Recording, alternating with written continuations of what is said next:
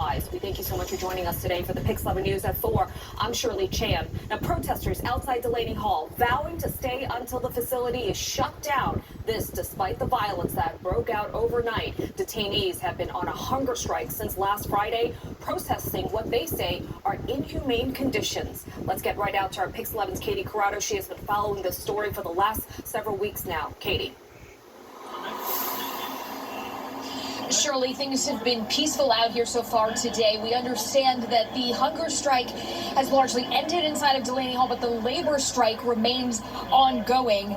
Visitation also is canceled for a third day, and detainees are reporting that there are lights being left on overnight, that access to water is being intermittently shut off, and that commissary and communication are restricted. Gabriela Soto says retaliation is the name of the game inside Delaney Hall for any detainees who participate in the ongoing hunger and labor strike. Her husband Martin was transferred out on Monday. The first question they asked him, if we release you now, will you tell your wife to stop the protest outside? I saw my husband from the Visitation Chapel ramp get physically thrown inside the van by his ankles and his wrists. Congressman Adriano Espaillat, Dan Goldman, and Jerry Nadler came to tour the facility. Goldman and Nadler? Yes. Since Friday, approximately 300 detainees have been on strike.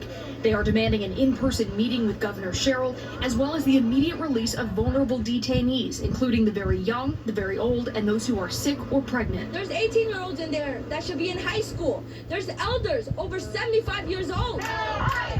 No KKK, no fascist USA! No ICE! This detention center should shut down. A woman is pregnant in there, and it's not giving the right medical services that she deserves. In a letter, detainees say most are suffering from a persistent flu and that requests for medical care take 2 weeks to answer.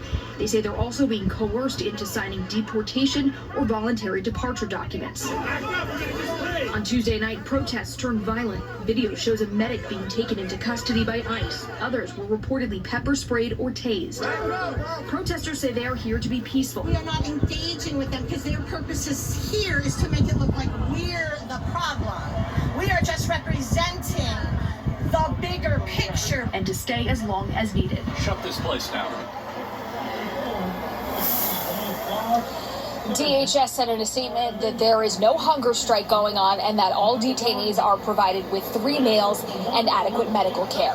Reporting live outside of Delaney Hall in Newark, New Jersey, I'm Katie Corrado, Pix 11 News. Okay, Katie, thank you for your reporting. Well, Governor Hochul making her stance on immigration clear.